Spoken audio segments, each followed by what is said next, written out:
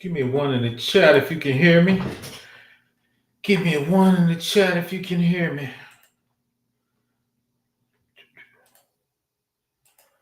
So I forgot to do my title page. We're going to talk about the USA system and service acquisition.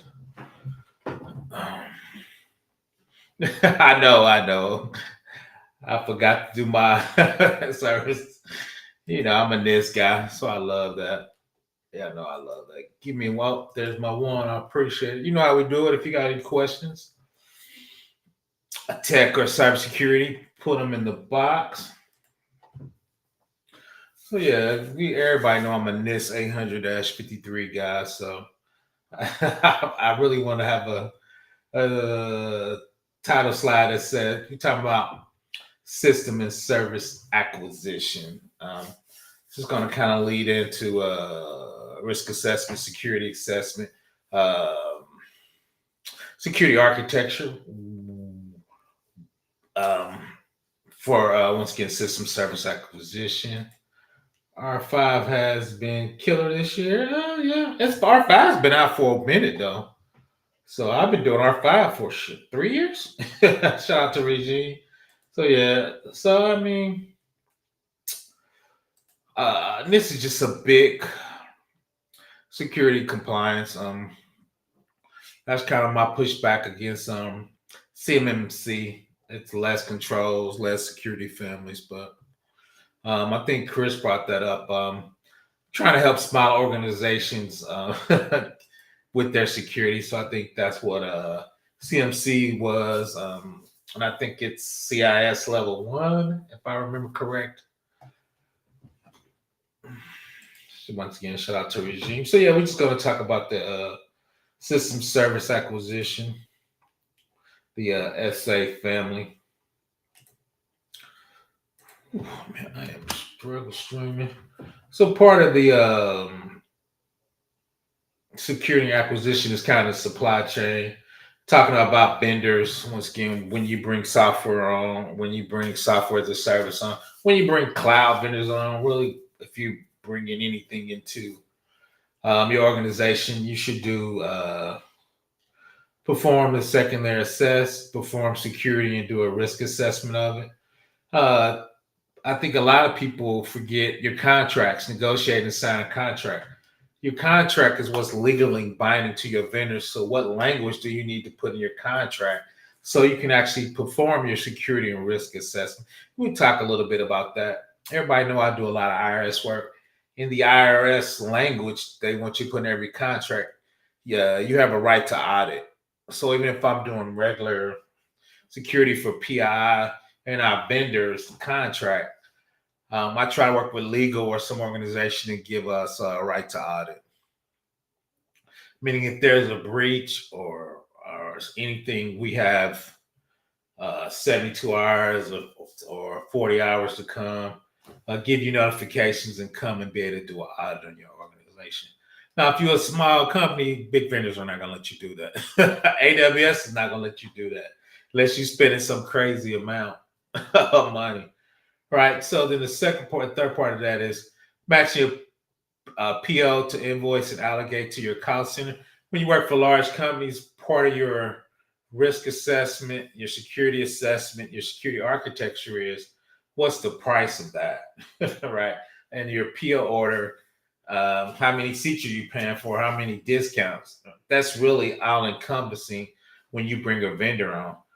Usually I'm just down there really at the assessment part. I just really care about the security and the risk assessment. All right. If you work for a big company, you have a contracting firm, you got a legal firm, you got business owners, right? So the really thing I only focus about is once again the assessment, perform security. Now security, risk, and privacy.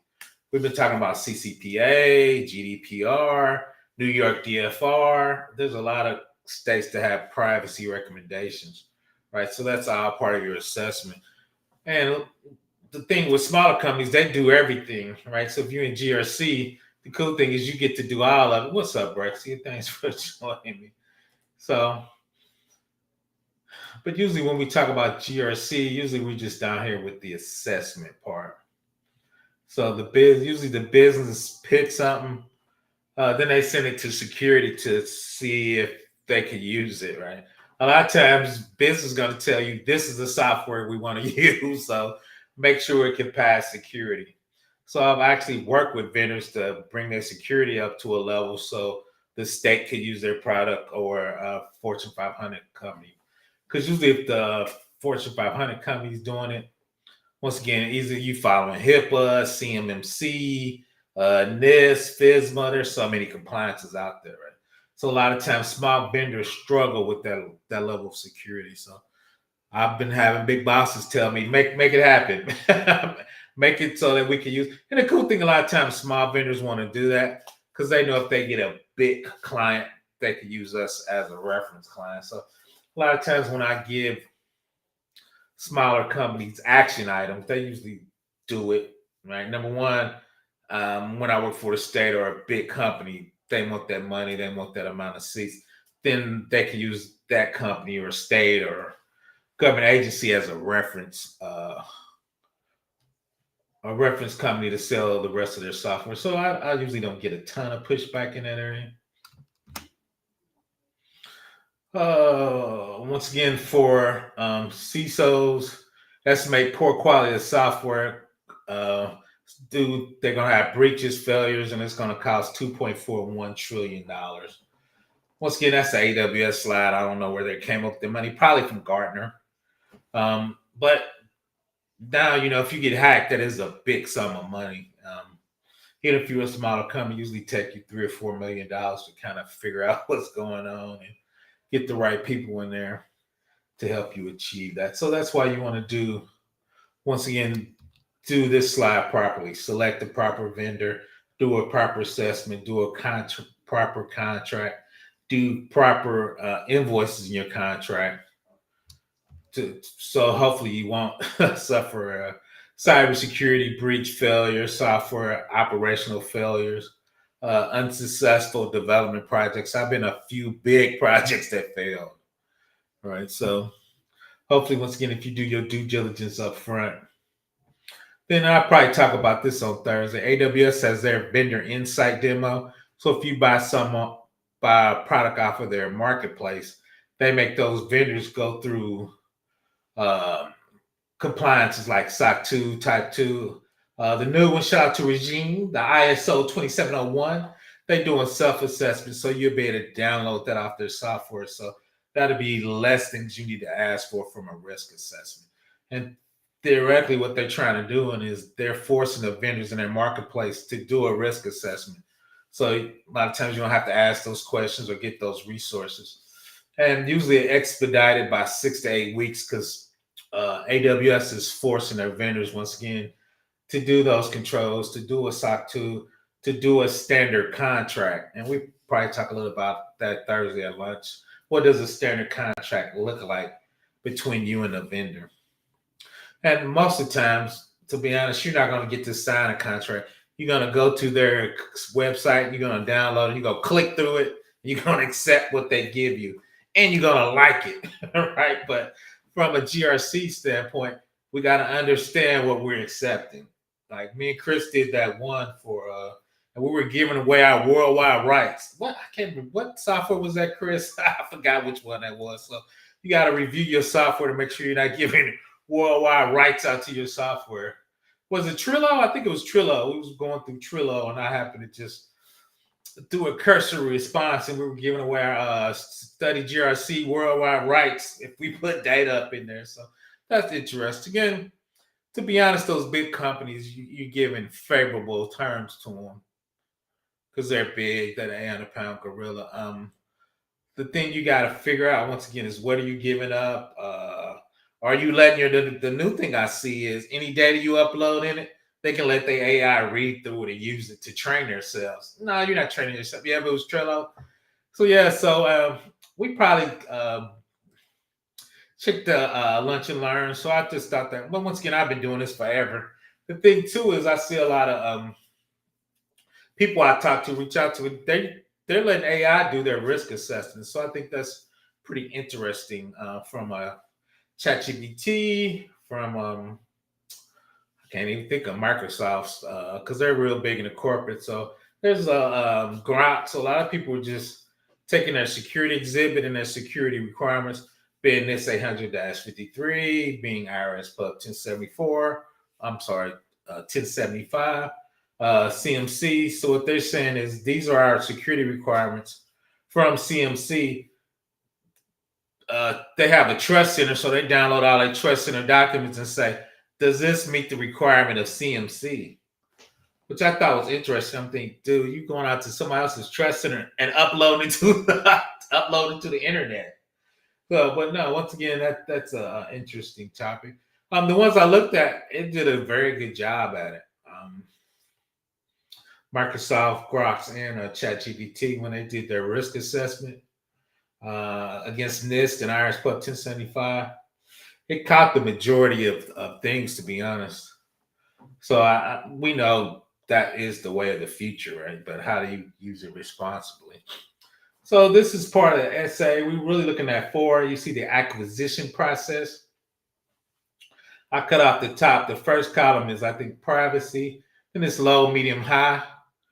We know most of the stuff we do is not life and death. So usually we're at medium, which is the second column from the right. So we were probably looking at functional properties, design and implement information for controls, then use of approved PIV products. Only government companies really use PIV products and big companies, right? Those are CAC cards and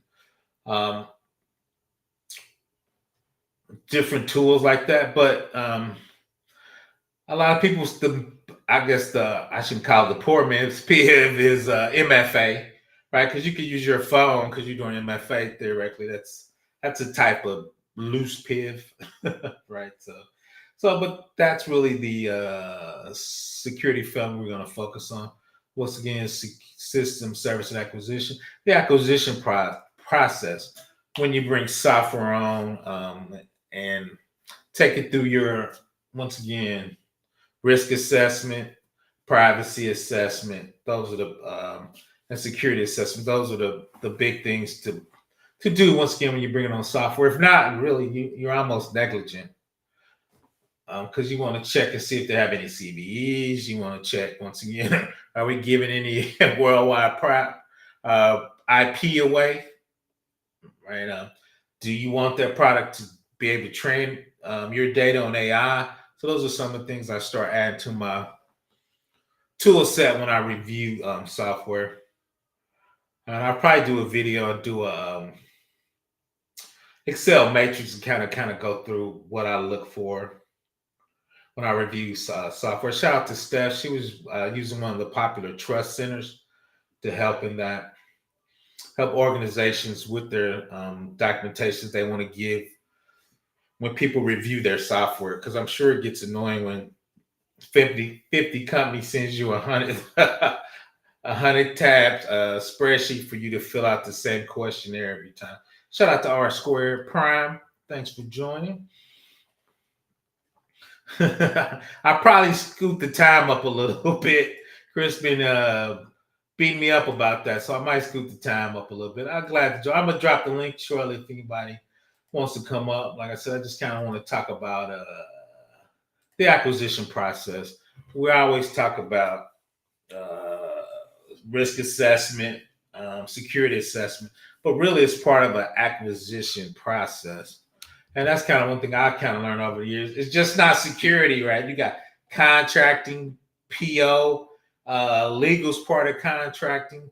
Usually you have a lot of business people I deal with, they have law degrees, right? Because usually when you buy software, it's for a particular division of your company that believes that software is going to bring up value. So I'm so used to being IT, I usually just focus on the IT part. But once again, it's a much bigger issue, especially when you're dealing with big companies, because they can have 200 or 300 software packages throughout the company, right? From that, and what would that look like? Let's talk about it. Once again, this is the NIST documentation. I think I pulled this from the IRS part of that, but this is from the process, security, privacy, functional requirements. What's the strength of those mechanisms? security and privacy assurance. Um, Controls needed to satisfy the security and privacy requirements. So a lot of times, specifically when you talk about the controls, I'm gonna make Chris. He's a CIS guy, right? A lot of people like CIS benchmarks, CIS level 2. I'm a STEG guy. STEGs are kind of playing out. I think CMC is a CIS level of benchmarks. Trying to think what else is out there. Oh, IRS is schisms. Once again, those are just really hardenings from what you're going to put on your particular technology, and what would that look like.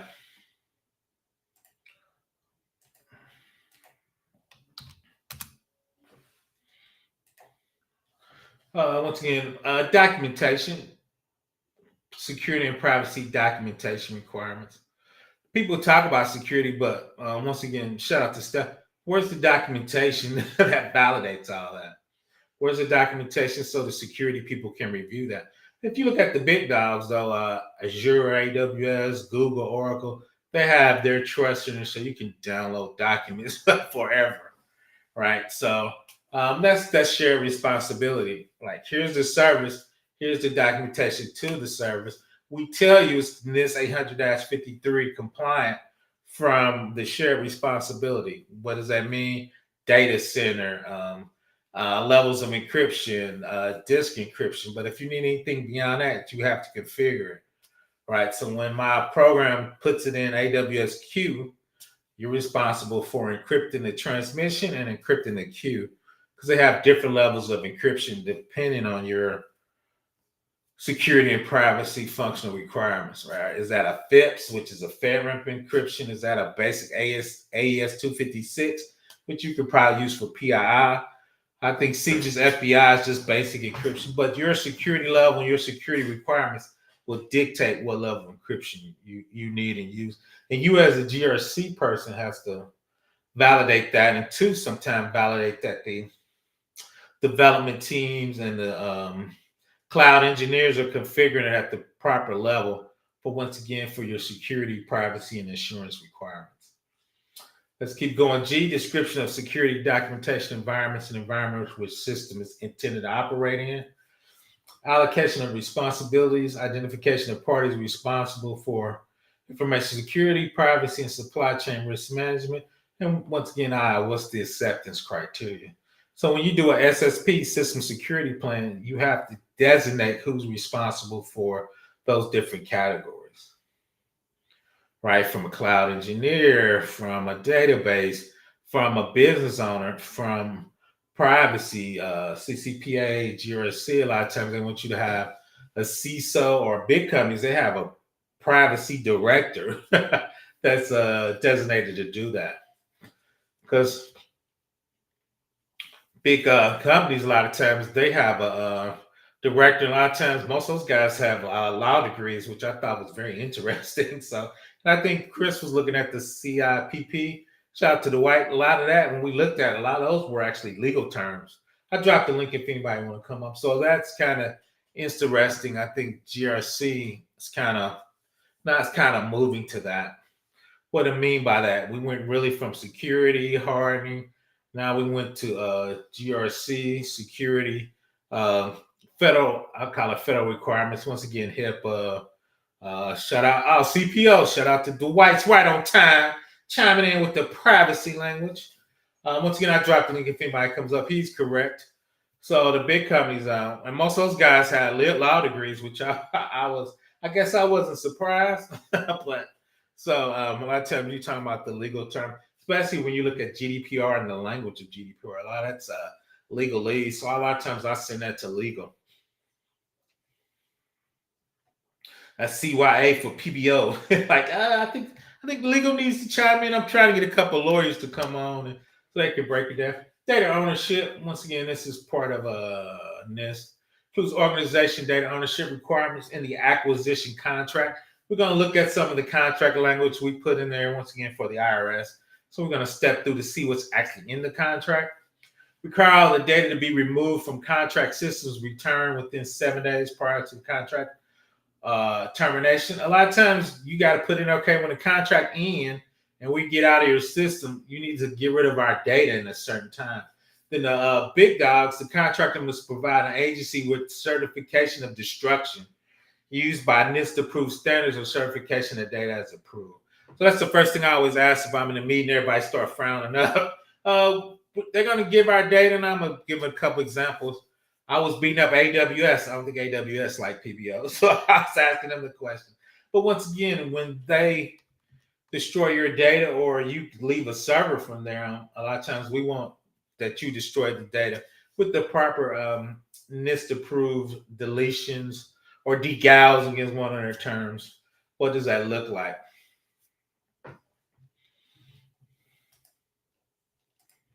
I'm hoping everybody had a good Tuesday. That's the link if anybody wants to come up. So let's keep going.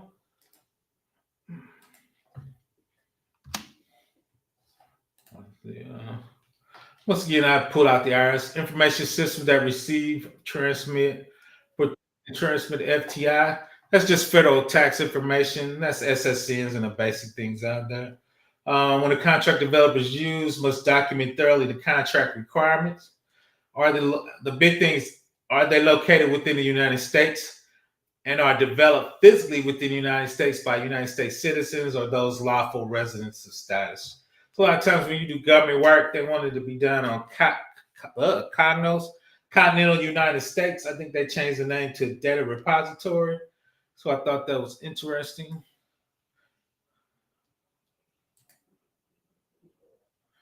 What's up, Jupiter? How are you doing tonight? Man, I'm just watching this thing. I'm just like I said, every time you do these videos, it's just get pretty much more or less just getting a refresher of these controls or just, you know, deep diving, and that's all it is, man. No, that's cool. You want to chime in on anything yet? Let me keep No, building. I kind of caught the tail end, Okay. when you said data and all that stuff, especially I'm referring back to data leaks and stuff like that, especially in the US or in government, you always, like I said, we have certain compliances and laws and Mm-hmm. what may have you. Hey, look, this is how your data is going to get stored and all this stuff. Like, for certain hard drives, you better make sure they're wipe clean and all that other Mm-hmm. stuff, or various other RAMs and stuff that can hold data or sensitive or classified data. A lot of times, like some of these, well, so I would say some defense companies or the government contracting companies, they negate and kind of leave out, some of your data is still on there, and you don't do proper sanitation on it. That's all. No, you're correct, and that's coming up. You right on time. Shout out to Dwight. You correct data sovereignty where it's at. Once again, this is the from the NIST, the IRS piece. It includes systems on-prem or cloud. Put that in red. Where FTI, that's basically federal tax information. So once again, SSN, PI type of information. Then here, their hardening is schisms. So you as a company, what's your hardening basically? And it could be CIS level 1, CIS level 2. Schisms the hardening for the IRS. STIGs is the hardening for DOD. So there's different levels of hardening. But I think you need to pick one so you can start. And a lot of times if you go to AWS and Azure, they have best practices for their cloud. So you can actually do those. But you need to pick something so you can validate it. And from insurance perspective, you're sure that your company's at that level. Right? So, let's see what my man LinkedIn said. Just max out your sanitation procedures by only. Oh, that's coming up. You right on time, Kennedy. You're 100% correct. NSA approved. So that's where I think I said that, boy. True that they have the NSA approved, and we're going to look at a couple of those coming up. So PBL been in the game a long time. So this is Shredded. They're actually a national company, and if you look, they shred hard drives, they shred paper, but they make sure, depending on your security level, if you look at three bullet points from the bottom, the certificate of hard drive destruction after each service. So once again, we talked about that level of destruction of a particular hard drive. And even paper, they come and pick it up. They have physically locked drives. And for us, IRS, you got to shred it at a certain level. It's like diamond cut. I think it's 1/8 of an inch. It's something super small. And those are super expensive to buy. So once again, these are the things you need to services you need to hire from your company to make sure you're NIST and CMC approved, because these companies know what that need to be done once again to become NIST or CMC or whatever that federal regulation is. And the snowball effect. A lot of times, if you have big data at your company, you can put it on an external hard drive or either an 18 wheeler. You see there, it got data encryption in the end. It's got rain and dust resistant. If you put this on an AWS device or mail it or put it on a truck, it's certified to move that type of data and be secure. Go ahead. Yeah, I'm just no, I'm just looking at your AWS and the whole thing and stuff. So I'm like I said, I'm still getting learning into your cloud and all that stuff. So keep going. I'll ask a question. No, that's cool. Just chime But in. let me ask you this. So does these Yeah. controls it's the same as congruent in AWS and all the clouds as if I had a hard server? Yeah, but once again, they give you different levels. You need to pick what you need. They have it, but they give you something if you're using PII or if you're doing DoD. So you can use a certain level of KMS key at a certain encryption level. It's something you can control, or if you're doing PII, you can let them control it and they handle the key. So Okay, so it's either third party or it's a balance between whether you want to do a third party or just you. yeah, you can do customer control or you can let AWS control. Smaller clients, I get nervous when they try, because if you lose the key, your data is toast. Oh yeah. Oh yeah. Yeah. And So especially if I you don't like do recovery. Yeah, so a lot of times I like AWS doing the keys, but if you look at a lot of federal compliance, they want you handling the key. So, which always make me nervous. So, yeah. Once again, and we can dig down deeper into share responsibility and what AWS is. They give you different services at different levels with different security, like 2056 AES or DES3, or once again, you can control the key, they can control the key. Do you want your data to go over the internet, or do you want to do a private VPC and you handle controlling your whole network, right? Subnet. So that's the cool about AWS. Shout out to Azure and Google. They give you that control, but of course it comes with a cost and more complex, more security. Of course, it's going to give you a little more complexity to that. And because if you give the key, especially if you hand it, and if you give the keys, that's another another paperwork of control, access control. And I'll be like, hey, you know what? I'll be like, you know what? How about this?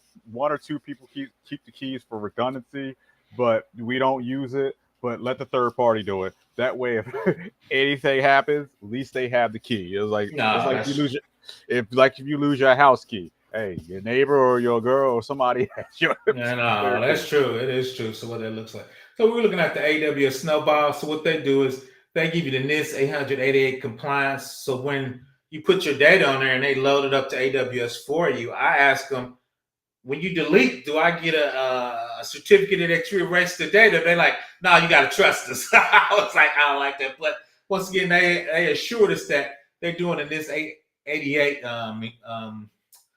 the gallon of it and the data erasure, it was NIST compliant. So they give you that insurance that they're using the proper data, where once they erase your device and they give it to somebody else, your data won't be on there. So that's what they guarantee. But I want them to guarantee with an attestation, with a piece of paper saying that. They said, "Nah, trust us." but once again, they are using the NIST 888. I guess I need to go over that. I don't think I got a NIST 888 video. Once again, it's just erasure. A lot of times it's you erasing the disk 7 times. So a lot of times when you erase something, you just erase the pointers, but the data's still on the disk. They want to make sure you overwrite the data on the disk a number of times so you won't be able to undelete it, right? Basically. So that's what it is in this 88. Go ahead.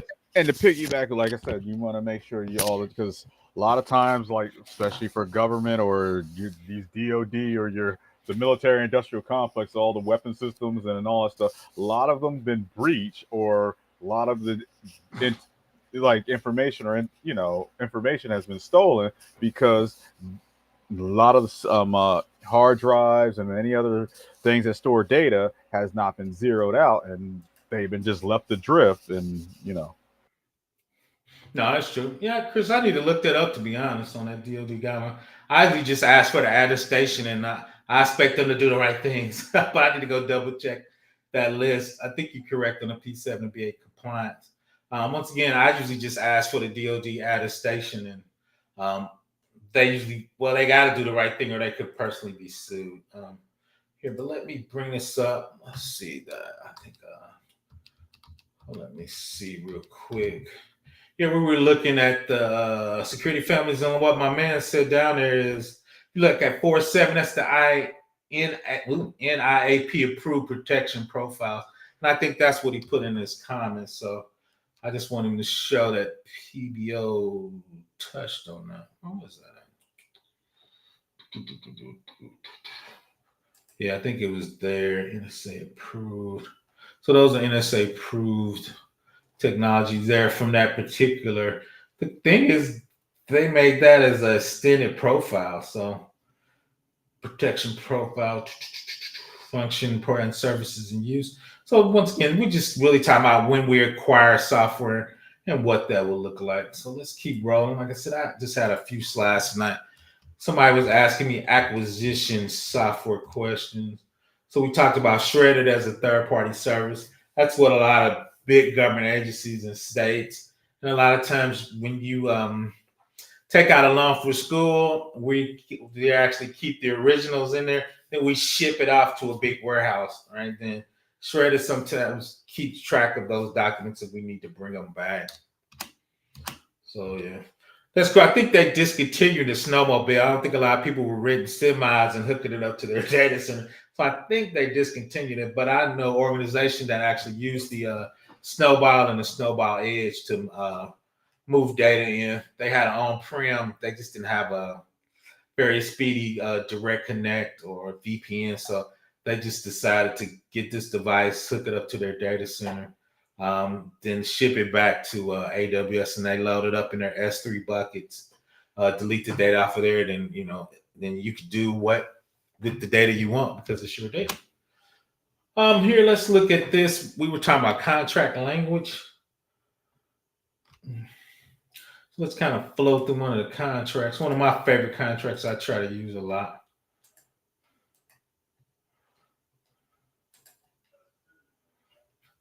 So if we get to that, this is IRS security language. A lot of people know I still do a lot of IRS work. So there's security safeguard contract language. Once again, we're just going to kind of fly through it. You said performance of this contract, the contractor agrees to comply with the assumed responsibilities for compliance by officer or his employees with the following requirements. So once again, we putting this in our contracts when we sign our third-party vendors up. If we're doing work with AWS, if we're doing work with Azure, the cool thing is their services already been approved to do IRS work. So on those services, they already agreed to these requirements. So that's the interesting part when you deal with the big dogs. Yeah, a lot of times I'm going to chime in.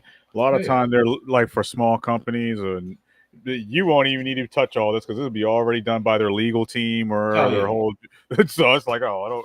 It's just them reiterating because, like I said, their legal team and compliance team will be already done with the. Yeah, my only issue with that is what's up, game over is, and you're 100% correct. But when I read into them, they're usually so one-sided. I don't like them. Meaning, like if we get them hacked, we gotta have a $5 million insurance policy. If they get us hacked, we get our fees back. I'm like, dude, we only paid $100,000, man. If you get us hacked, that's gonna be a couple $1 million. So we try to push back sometime because once again, it's like, dude, where's your $5 million insurance policy? You want us to have five? Where's your five? A lot of times it's that pound saying because we're AWS and Azure, we're not gonna get hacked. And two is they believe they give you the thing. You have the key. So even if they hack you, we don't have the key. You should have the key, right? So, but I'm like, if they hack you and your KMS, then they're gonna have the key too, right? So, but once again, so that's why I tell people to read through it. Shout out to Chris. When we looked at the Trello, we were giving away our worldwide rights, right? So a lot of times they're super one. But let's be real. AWS and Azure really is going to get hacked, and if they do, they got infinite money, right? So the question is, can you sue them and get some of that with your money back that you need to do a security breach? So once again, let's flow through it real quick. I'm just going to hit the high points. Once again, this is what the IRS, and this is what I use as a baseline for medium-sized company. So the FTI, I just put PII, right? That's federal tax information. That's what they're protecting. If you're a regular company, PII, you got some financial data. Shout out to Chris. You could be doing FINREC, NFDR, CCPA, right? So you're protecting something data of value, right? So don't let the FTI fool you, right? That's really SSNs you got from the IRS. So our work will be performed under the supervision of the contractor, meaning you're the prime and you have subs. You're responsible for your subs, right? So if your subs get us hacked, we're suing you, right? So that's really what that's saying. Contractors and contractor office employees are authorized to access FTI must meet background checks defined in Pub 1075, which is Nist 800-53R5. The contractors will maintain a list of office or employees that are authorized to use FTI. Such list should be provided to the agency upon request.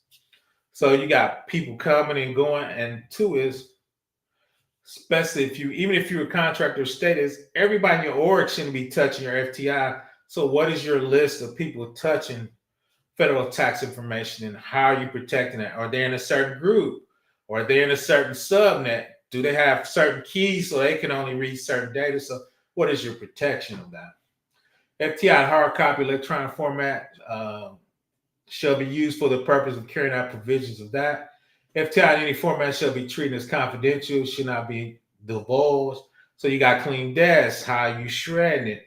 The new thing is that I just really start doing that. When you print something out, it doesn't automatically print out. You got to go to the printer and put your code in, right? So then it print out. What happened is people were printing out SSNs and they would go to lunch and come back, right? So they wanted to make sure when they printed, only you could get that particular paperwork. So I start seeing that a lot. Let's keep rolling. Let me find my. Oh. So again, if you got any questions, you can come up. If you got any questions, put them in the box. Like I said, we're just going to wrap up on this really. FTI will be accounted upon a receipt, properly stored before, during, after the processing. Related output products require the same level of protection. We talked about that, right? So if you FTI or CMC, that needs to be throughout your org. And even if your third party's doing something, they got to be at the same level of security that you are. And a lot of third parties struggle with that. The contractor will certify that FTI process during the performance will be completely purged from all physical and electronic data with no output to be retained. Like we were talking about, if they leave your org, how are you going to get rid of it, and how do you validate that?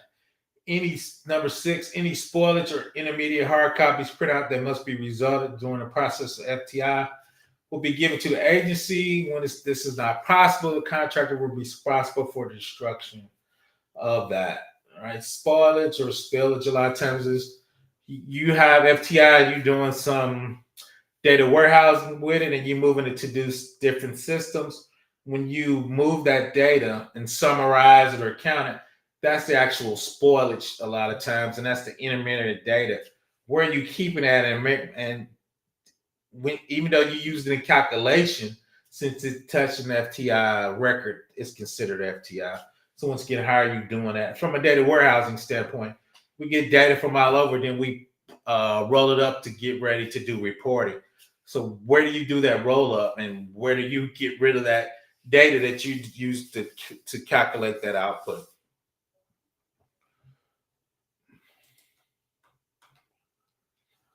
Computers and system processing store must meet the requirements for Pub 1075. We talked about that earlier, right? What's your insurance? What's your hardening? Are you schisms, CIS level 1? Right? So those are requirements from 1075, and those will be the requirements from your org. No working about FTI furnished on the contract will be subcontracted out without the prior written approval of the IRS. So anytime you do with subs, you got to do that list, and once again send it off to the IRS, and they have to sign off on it. Because if they come out and do review and they talk about scoping, a lot of times company pops up and it's not on their list, right? You're gonna have a problem. I've had that happen to me before, so you have a problem. Contractors were sure the terms of FDI safeguard here within without modification. So basically, once again, these are the things in your contract you want to make sure it flows down to your subs. That's a legal term, and to flow down to that. 13, agency will have the right to void the contract if the contractor fails. Yeah, a lot of times, usually they're on two sides. You can void the contract, right? You don't like how they're doing business. You think they're mishandling your data. You can void the contract. And two, if you're late on payment or you've been too much hassle, you can void the contract. So the question a lot of times is from our perspective, the business perspective is if you void the contract or we breach the contract, we need 90 days to get out because we need to find another vendor to be able to do that work. So even though it's cool to avoid it, you need to make sure you talk to the business to see how much time they need to do to get out of that particular cloud, go to another cloud or to another system, right? It doesn't have to be cloud. There's certain systems. So you want to make sure, okay, if you void our contract, we got 90 days to get out to move it. Because you got to do a lot of onboarding Yeah. transfers. Well, I would hate to sit in the meetings with that right there, man. It Oh really yeah. God. Because really, you got to go through a whole nother RP5 process almost, Yeah. right? And So it did the certifications yeah, and need to yeah, do it. Oh God. yeah. So you want to make sure that that's in there. Okay, you can void it, but we need 90 days. If you're gonna avoid it, and so that's kind of things that's a legal and business perspective. I just been doing it so long. I just know when I see that, I'm like, dude, I always ask the business, how much time do you need to move? So, and two, I really don't worry about. These are the sanctions. If you get some hack, you got 5,000 and 5 years imprisonment, $1,000. So those are the civil and criminal penalties. Once again, we just make sure they're in the contract so people know you can go to jail. If you're regular business, of course, you won't have that in there. But from a federal perspective, especially specifically IRS, those are criminal penalties. And the big one here is inspection. I always call it right to audit. They said the IRS and the agency. The agency is usually Department of Revenue for that particular state. Within 24-hour notice, you have the right to send its inspectors into the office and plants of the contractors to inspect the facilities, operating, performing any work with FTI under this contractor compliance with it. So, long story short, I always put in the contract the organization I have coming in. We have a right to audit you. So that's pretty much it. Go ahead. And another piggyback. Well, I was going to a doctor's appointment with my Uber driver. A lot of times, especially with older folks, your data is breached or your data is now like it's no matter how hard you try. I mean, something is better enough.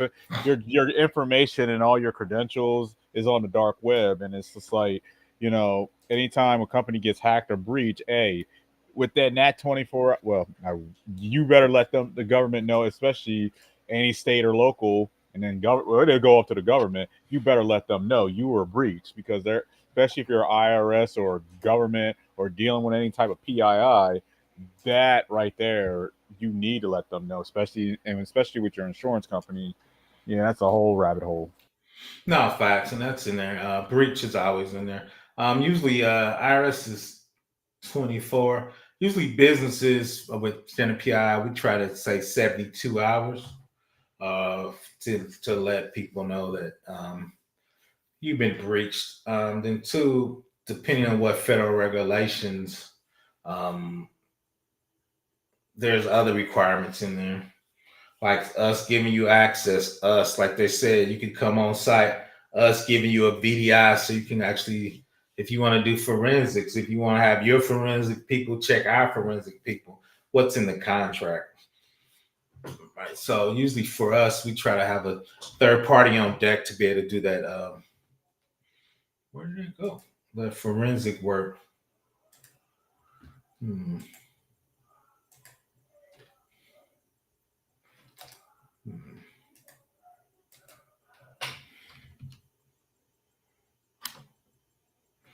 Hmm. That's interesting. Well, it says I'm sharing, but I don't see anything I'm sharing. Stop sharing. Reshare. There we go. So we're really talking about the SEC and box perform security and risk assessment. We talked a little bit about contracting. Really, what we talked about is what should go in the contract. Once again, that's usually legal that's handling the contract. Once again, making sure it's not, a lot of times when I read it, it's not balanced correctly. Once again, on a breach, a lot of times they want you to have $5 million worth of cyber insurance, but on their side, if they get you, if they get you hacked, they just want to pay you the fees of the service you bought. I'm like, dude, we didn't pay 100 bands for this service.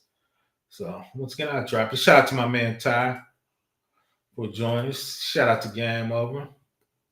So that's really, I dropped the link. So I just kind of wanted to touch on that. A lot of people kind of been, not a lot, but a few people been kind of pinging me, just kind of asking about the assessments on it. And I just want to say it's a holistic thing when you work for a big company, and even the smaller companies. The smaller companies usually just a couple people end up doing all that. So a lot of times though they usually have an outside vendor, but we're supposed to be keeping an eye on vendors. And a lot of times smaller companies have outside legal counsel too that handles that. So I dropped the link once again if anybody wants to come up. So really, I just kind of wanted to touch on that because we're always talking about security assessment, risk assessment. Shout out to my man Dwight. Privacy assessments. Those are getting in there. A lot of times, though, I don't see privacy a lot of times done by GRC. There's usually a separate, of course, for bigger companies. Usually, there's a separate team that does privacy. Because I guess if you're looking at that level, you're really digging into CCPA or GDPR. So a lot of times, security people don't have that skill set or knowledge to be able to look at those. I'm getting a lot better on it. So once again, I shout out to the Y. I think the CIPP is like fourth on my list as a certification to get a little better at the privacy. Once again, I think that's picking up steam. Once again, put any questions, cybersecurity, tech in the chat. We'll hit them. That's all I had. I just want to kind of touch on that at a little higher level and just kind of drill down a little bit. Got some languages y'all can put into contracts. Got you thinking about contracts. Got you thinking about risk assessment, security assessment, now privacy assessments. Those are actually, I think, picking up steam now. Because a lot of times when I read security, they call them DPA, data processing agreements, and security exhibits. They have GDPR language. They talk about processing, processors. I'm like, dude, that's a straight language out of GDPR. So I think we and everybody from the GRC perspective needs to get comfortable with that GDPR language and that privacy language. Once again, I think that's going to be big, and especially 2025 and 2026. Once again, I've seen GDPR and CCPA in New York DFR, and I think Colorado has some other special privacy they're pushing. So once again, I want to appreciate everybody for joining me. I'm gonna hang out a little longer. You want to chime in with anything, Jupiter? Nah, I'm about to dip, man. Good evening. I appreciate you, man. Once again, I'm gonna hang out a little longer, see if anybody had anything in there. I was gonna study a little bit, but PBO tired.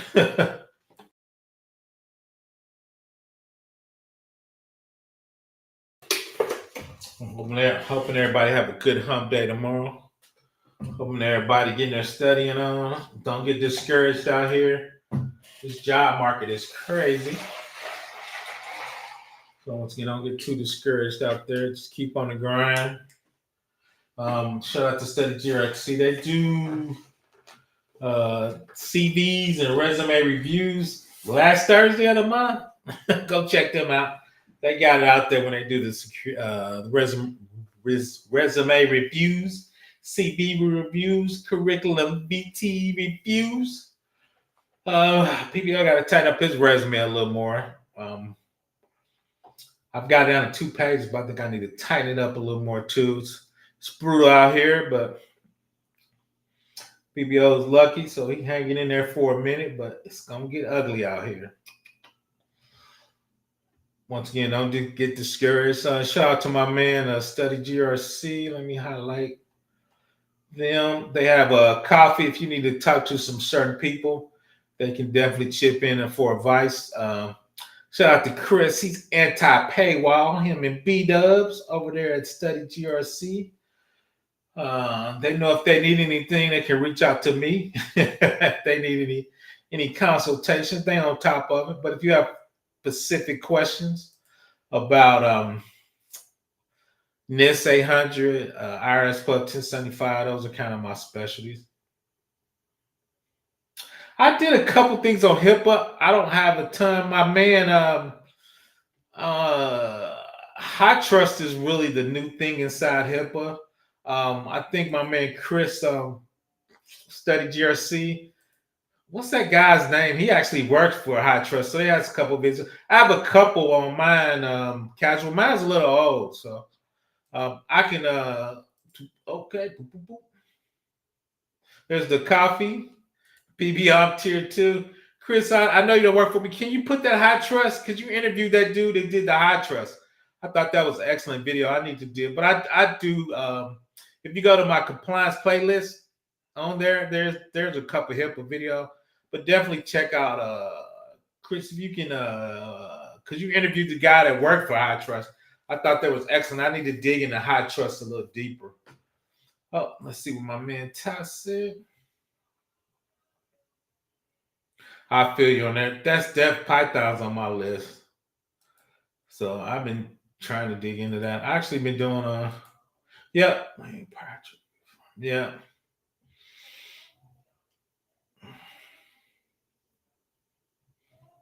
Yep. So that's the video right there, casual.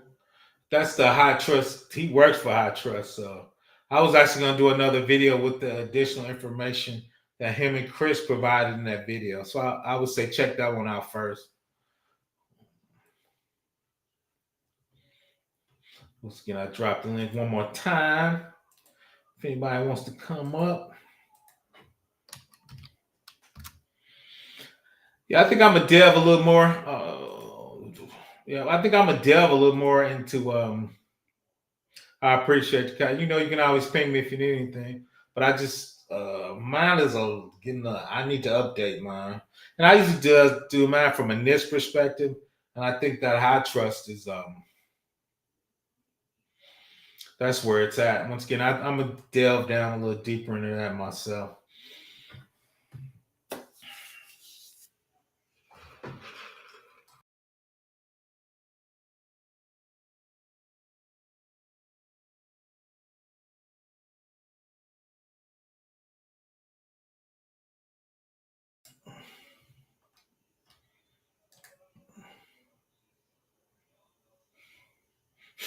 Delve. Shout out to Deep Face. I hated that product. That was a product inside Azure that gave us a fit. It was showing you what you had privilege to look at. We had a lot of stuff people should have been looking at in that Dell product. So that's definitely a different issue. But yeah, Dev inside Azure that was a monster.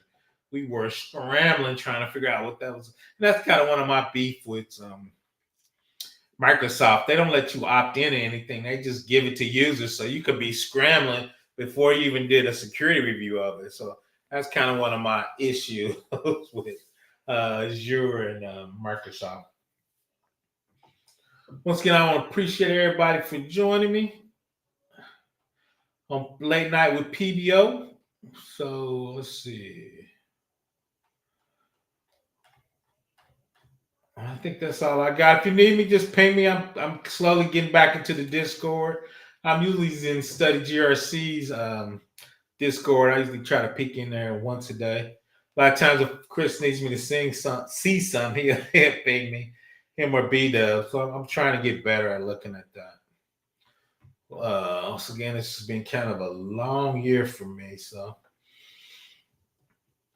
once again, I want to appreciate everybody coming out. If you need me, just ping me. Once again, I hope everybody have a good hump day. Thanks for joining me. I'll probably start going live Thursday at lunchtime. So I think I'm gonna do third-party assessments and risk assessments and vendor assessments. Usually my lunch and learn on Thursday, noon Eastern time. So I think that's what I'm gonna shoot for. Once again, I want to appreciate everybody for joining me. Everybody have a great week. Everybody have a great hump day tomorrow. PBO's out. I get with you. You were from, oh, I'm always up in the morning, casual. I'm old, man. I'm always up. I'm usually walking at that time, so I'm usually up in the morning, man. So I usually try to get up at 7 to get my little walk in. So yeah, I saw my man Elevate. I'm getting used to his new name. I think he's going live every morning now, like Gerald. So that was kind of interesting. I just because he's going 8 a.m. tomorrow. So usually I'm listening to Gerald and him. I'm listening to both of them. So, but yeah, I check that out. All casuals. Once again, I appreciate everybody for joining me. I'll check you out in the morning. If y'all need me, ping me. Check out the Chris with the free coffee if you needed some advice or just a different perspective. Once again, I try to be tier 2 if they did. They're definitely on top of it. PBO, I'm out. Everybody have a great week and happy hump day starting tomorrow.